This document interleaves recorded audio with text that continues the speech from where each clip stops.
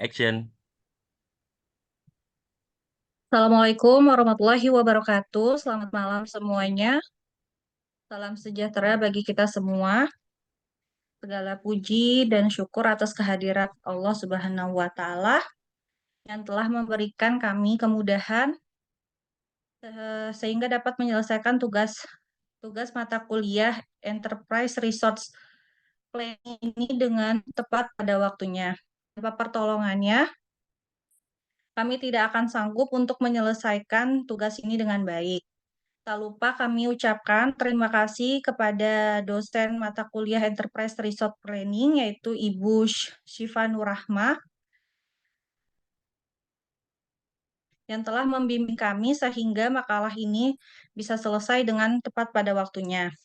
Sebelum kami melakukan presentasi, izinkan kami untuk memperkenalkan nama anggota-anggota dari kelompok 5.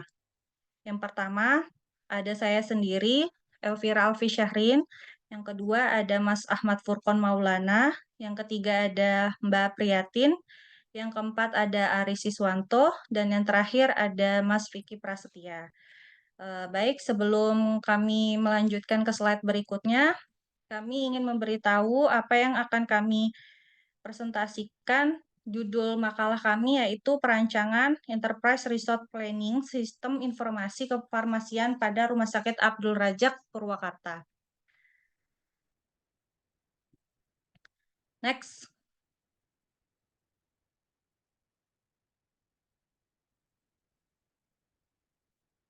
Baik, di slide berikutnya ada bab 1 latar belakang yang akan kami jelaskan, yaitu saya sendiri. Latar belakang kemajuan teknologi informasi dan sistem informasi membawa pengaruh dalam kegiatan manusia maupun struktur organisasi yang dapat dilakukan dengan cepat, tepat, akurat, dengan kinerja yang produktif. Teknologi informasi dapat memiliki efek langsung dan tidak langsung pada budaya organisasi berdasarkan pengaruh teknologi informasi pada struktur organisasi, proses, aktivitas, dan hubungan manusia dalam struktur tersebut. Kegiatan organisasi dapat ditingkatkan dengan penggunaan teknologi informasi dan sistem informasi. Sistem informasi merupakan studi akademis tentang sistem dengan referensi khusus untuk informasi dan jaringan pelengkap perangkat keras dan perangkat lunak komputer yang digunakan orang dan organisasi untuk mengumpulkan, menyaring, memproses, membuat, dan mendistribusikan data. Penerapan sistem informasi sangat membantu dalam meningkatkan efektivitas dan efisiensi kegiatan usaha maupun organisasi. Rumah sakit adalah tempat sarana pelayanan kesehatan yang dimana memberikan pelayanan yang prima dan berkualitas kepada pelanggan. Pihak rumah sakit selalu melakukan inovasi yang baru. Salah satunya adalah penerapan teknologi informasi di rumah sakit. Teknologi informasi dipercaya dapat membantu meningkatkan efisiensi dan efektivitas suatu proses bisnis yang memberikan dampak positif terhadap pelayanan kesehatan kepada masyarakat berupa pemeriksaan kesehatan, diagnosis, perawatan kesehatan, menindaklanjuti, dan pengambilan keputusan medis. Pengaruh teknologi informasi bersumber dari pengetahuan, pengalaman, keterampilan, sikap profesional, serta keyakinan positif atau negatif mereka tentang sistem yang berjalan dalam sebuah rumah sakit. Salah satunya kegiatan pelayanan kesehatan yang berada di rumah sakit terletak pada instalasi farmasi. Pelayanan farmasi suatu rumah sakit mempunyai fungsi sebagai penyedia obat-obatan untuk unit perawat dan bidang-bidang lainnya, mengarsipkan resep-resep, membuat atau meracik obat. Dalam hal ini dibutuhkan waktu pelayanan yang baik untuk meningkatkan tingkat kepuasan pelanggan, sehingga pihak rumah sakit dituntut untuk mampu mengatur, menggerakkan, dan mengkoordinasikan setiap kegiatan yang ada untuk mencapai tujuan dari rumah sakit. Slide selanjutnya ada rumusan masalah. Dari hasil survei yang dilakukan pada Rumah Sakit Abdul Rajak Purwakarta, di bagian farmasi terdapat anomali data pasien yang dikelola oleh sistem rumah sakit tersebut, sehingga terjadi antrian salinan resep yang telah diberikan oleh dokter dengan waktu yang cukup lama. Terlebih lagi jika ada resep obat racikan yang diberikan kepada pasien. Ditambah lagi jika ada pasien yang menggunakan BPJS, akan membutuhkan waktu bagi rumah sakit untuk menginput data, mengkonfirmasi ke pihak terkait. Sistem yang digunakan saat ini belum terintegrasi secara menyeluruh. Untuk saat ini, sistem yang berjalan hanya terdapat pada dua bagian, yaitu registrasi data pasien dan administrasi kepegawaian rumah sakit. Selanjutnya, di sini ada maksud dan tujuan. Maksud dan tujuan peneliti adalah ingin membuat sistem yang dapat diterapkan pada layanan bagian farmasi sehingga mengurangi waktu antrian dan penggunaan kertas dalam pemberian resep obat untuk pasien, agar pelayanan dapat lebih optimal sehingga membentuk suatu penilaian positif masyarakat. Salah satunya yaitu bentuk penilaian yang dapat dilihat dari tingkat kepuasan pasien untuk dijadikan sebagai indikator dalam evaluasi mutu pelayanan farmasi. Selanjutnya ada ruang lingkup. Pada pembahasan ini, penulis membatasi dan hanya fokus pada sistem tata kelola pada bagian farmasi di Rumah Sakit Abdul Rajak Purwakarta untuk menyederhanakan proses bisnis dari dokter menerbitkan salinan resep ke bagian farmasi agar tidak terjadi antrian obat yang cukup lama. Cukup sekian presentasi dari saya, akan dilanjutkan oleh Mbak Apri. Untuk waktu dan tempat kami persilahkan. Oke, terima kasih Mbak Elvira. Untuk selanjutnya di sini saya akan membahas bab 2 terkait bab pembahasan. Untuk pertama di sini saya akan menjelaskan tentang bisnis proses modelnya. Sebelumnya telah dijelaskan di bagian rumusan masalah. Di sini masih adanya alur manual, yang mana farmasi masih menerima resep manual dari perawat yang sudah dibuatkan oleh dokter saat selesai melakukan pemeriksaan kepada pasien. Kami di sini mencoba menyederhanakan alur tersebut agar farmasi tidak melakukan kesalahan pada saat penginputan karena farmasi salah membaca resep dokter. Sistem yang dibuat di sini untuk pertama saya akan menjelaskan untuk use case dokternya. Aktor dokter di sini melakukan login di sistem rumah sakit, kemudian dokter melakukan penginputan obat. Di sini dalam penginputan obat, dokter akan melihat apabila stok obat kosong, maka dokter akan melakukan permintaan obat ke bagian logistik farmasi. Untuk kemudian logistik farmasi mengupdate stok obat. Lalu ada pengisian rekam medis dokter yang dimana di sini berisi tentang diagnosa pasien dan juga hasil penunjang dari pasien tersebut berupa lab dan radiologi. Untuk selanjutnya di sini ada use case logistik farmasi. Logistik farmasi melakukan login user, kemudian menerima notifikasi permintaan stok obat dari dokter ataupun farmasi. Apabila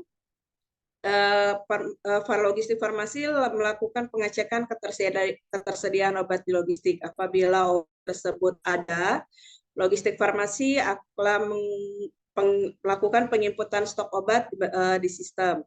Apabila stok obatnya kosong, farmasi akan melakukan konfirmasi ke dokter melalui telepon untuk mengganti resep obat dengan obat yang lain. Selanjutnya, logistik farmasi melakukan pendistribusian obat ke farmasi, lalu melakukan serah terima obat dengan farmasi. Selanjutnya, di sini ada use case farmasi. Use case farmasi melakukan login user, lalu menerima notifikasi resep obat yang masuk yang dibuat oleh dokter. Selanjutnya melakukan pembacaan resep online. Untuk kemudian menyiapkan obat sesuai resep dokter, lalu menerima obat dari logistik farmasi apabila obat tersebut kosong di bagian farmasi. Kemudian melakukan pemeriksaan obat dengan resep online untuk terakhir kalinya agar tidak ada kekeliruan dan kesalahan dan ketidaksesuaian antara resep dokter dan obat yang disiapkan oleh farmasi. Kemudian farmasi menyerahkan obat dan mengedukasi obat tersebut ke pasien agar tidak terjadi kekeliruan dalam mengkonsumsinya. Selanjutnya di sini ada use case pasien, di mana pasien melakukan pemeriksaan oleh dokter, menerima nomor antrian obat, melakukan pembayaran, menyerahkan bukti pembayaran ke bagian farmasi, lalu menerima obat dan edukasi obat dari farmasi. Selanjutnya, di sini kami mencoba membuat activity diagram sistem informasi Rumah Sakit Dr. Abdul Razak ya. Di sini ada 3 aktor, ada dokter, farmasi, dan logistik farmasi. Di sini telah dijelaskan dokter melakukan login ke sistem rumah sakit untuk selanjutnya ke bagian farmasi dan melakukan pengecekan stok obat. Apabila stok obat kosong, melakukan permintaan ke bagian logistik farmasi. Apabila stok obat tersedia, maka dokter langsung melakukan penginputan resep. Kemudian di sini ada aktor farmasi, di mana aktor farmasi juga melakukan login sistem rumah sakit, lalu ke bagian farmasi dan cek notifikasi resep obat masuk, lalu print label obat dan penyerahan dan edukasi obat ke pasien. Kemudian di sini ada logistik farmasi. Logistik farmasi sama melakukan login sistem farmasi, kemudian ke bagian logistik farmasi. Di sini mengecek permintaan obat yang kosong, lalu mengupdate stok obat dan pengiriman obat ke bagian farmasi. Terima kasih, sekian penjelasan dari saya. Untuk selanjutnya akan dilanjutkan oleh teman saya, Mas Vicky Prasetya. Ya, berikut untuk bab 2 pembahasan dan tampilan perancangan aplikasi Odoo-nya. Yang sebelah kanan, gambar 2.8, ini adalah sebelah kiri tampilan login, ya, di mana di sini login dilakukan oleh dokter dan logistik farmasi serta pihak farmasi ya atau apotek dengan memasukkan email dan kata sandi. Apabila sesuai, maka bisa masuk ke dalam sistem rumah sakit. Sedangkan yang sebelah kanannya, gambar 2.9, ini adalah tampilan aplikasinya, ya. Karena kita fokus hanya di bidang inventory atau jalur farmasi ketersediaan obat, maka kita melakukan pemilihan menu atau fitur di inventory. Berikut adalah untuk tampilan stok ya, ketersediaan obat. Kita dapat memilih fitur produk yang mana di situ ditampilkan jenis-jenis obat yang tersedia dan juga stok on hand-nya yang ada di gudang farmasi. Contohnya saja Bodrek ya, dengan harga 7.000, stoknya ada 65 unit. Jika barang yang tersedia kurang atau kosong, maka dari sistem bisa membuat permintaan ke supplier ya, yaitu di fitur operation, terus ke receive, kemudian setelah sesuai, maka klik validate untuk menjadikan stok inbound. Ya, seperti gambar di bawah ini, kita melakukan permintaan ke supplier Dexa Medica. Contohnya yang kita minta itu adalah produknya Bodrek dan Alpurinol. Untuk Bodrek sebanyak 30 dan Alpurinol sebanyak 15. Nah, setelah sesuai maka kita melakukan validate atau validasi dengan mengklik di tombol validate.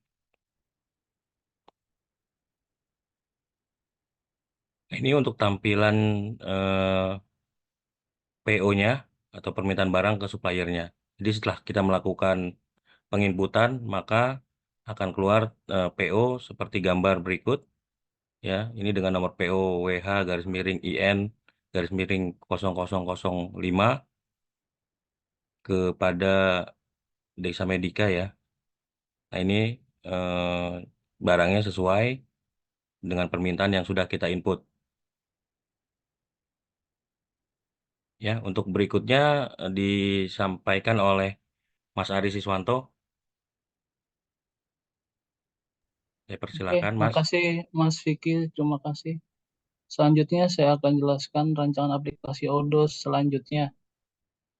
Di mana aplikasi barang yang dibutuhkan di gudang farmasi, maka kita melakukan permintaan ke apotek di fitur operation, delivery, dan untuk itu melakukan validasi untuk diserahkan sesuai resep dari dokter yang diinput ke sistem. Contohnya produk yang bisa kita input adalah nih Bodrek, Apurinol, Romac, dan lain-lain, di mana Bodrek itu permintaannya 5, untuk Apurinol 4, Romac 5, dan seterusnya. Di next Mas.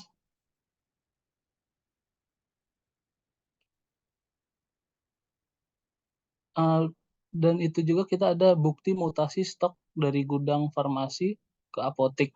Di situ ada nomor ordernya di WH out 003.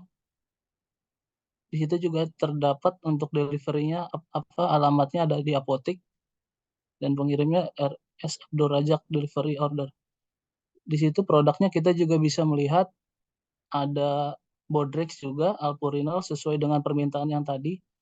Bodrex ada 5, Alpurinol ada 4, Romah ada 5, dan quantity juga kita bisa melihat di sebelah kanan tampilan saya ini. Itu saja yang bisa saya sampaikan. Selanjutnya saya serahkan ke Mas Furkon. Terima kasih. Oke, terima kasih atas waktunya Bang Ari. Saya akan melanjutkan presentasinya berikut, yaitu ada tampilan rancangan aplikasi ODO, di mana kemudian kita bisa melihat data keluar masuk barang di fitur reporting, dan selanjutnya move history. Nah, ini tampilan reporting move history, di mana nanti ini dari gudang langsung ke konsumen. Berikutnya Bang Vicky. Nah, jadi kesimpulan dari kelompok kami adalah kemajuan teknologi informasi dan sistem informasi memiliki efek langsung dan tidak langsung pada budaya organisasi berdasarkan pengaruh teknologi informasi pada struktur organisasi, proses, aktivitas, dan hubungan manusia dalam struktur. Penerapan sistem informasi sangat membantu dalam meningkatkan efektivitas dan efisiensi kegiatan usaha maupun organisasi. Teknologi informasi dipercaya dapat membantu meningkatkan efisiensi dan efektivitas suatu proses bisnis yang memberikan dampak positif.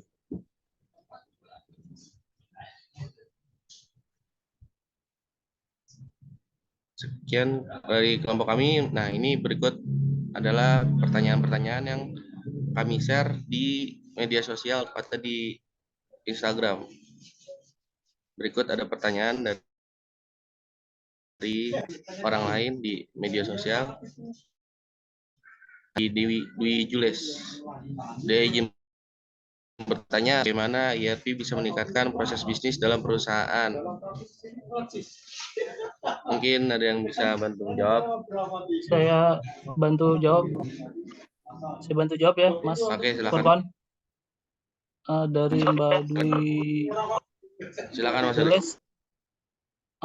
Beliau bertanya bagaimana ERP bisa meningkatkan proses bisnis dalam perusahaan.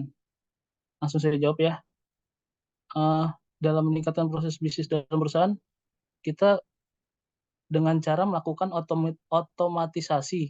Misal dalam manajemen inventaris, ERP itu dapat secara otomatis memperbarui stok saat produk masuk dan keluar. Dan juga ERP meningkatkan proses bisnis dengan mendukung kolaborasi antar departemen dan bisa bekerja sama dengan lebih efisien. Mungkin jawaban saya itu, Mas Furkon. Bisa dilanjut pertanyaan yang lain.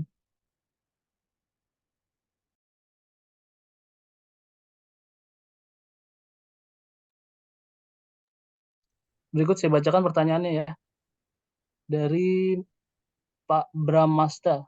Izin bertanya, kebetulan saya ingin tahu topik ini yang lagi Mas Ari bahas tentang ERP ini. Langkah apa saja yang dilakukan agar implementasi ERP bisa berjalan dengan sukses atau sesuai dengan yang diharapkan? Ada yang bisa menjawab ini? Baik, saya izin menjawab ya Mas Ari. Baik, Pertanyaan silakan. dari Bapak Bramasta. Langkah apa saja yang dilakukan agar implementasi IRP bisa berjalan dengan sukses atau sesuai yang diharapkan? Jadi langkah-langkahnya itu yang pertama, identifikasi tim manajemen perubahan yang bertanggung jawab untuk menangani ketidakpastian masalah tak terduga atau penolakan terhadap proses bisnis. Yang kedua, memantau dan melaporkan proses implementasi kepada pemangku kepentingan di setiap langkah untuk menghindari perluasan cakupan dan gangguan produktivitas bisnis. Cukup sekian jawaban dari saya tentang pertanyaan dari Bapak Bramasta.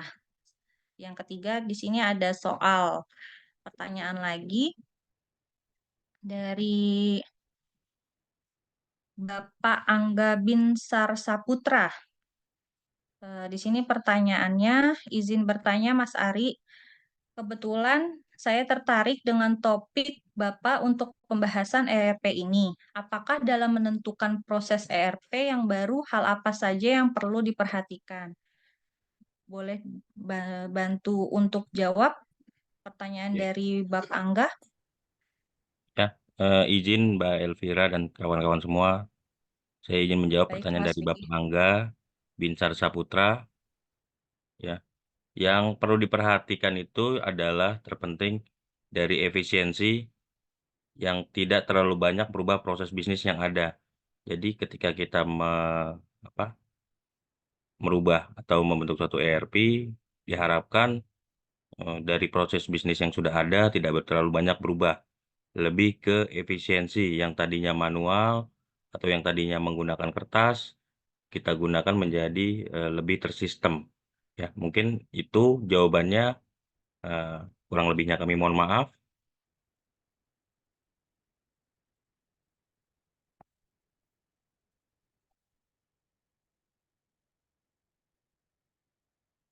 Ya, mungkin demikian presentasi dari kelompok kami, dari kelompok 5 untuk mata kuliah ERP.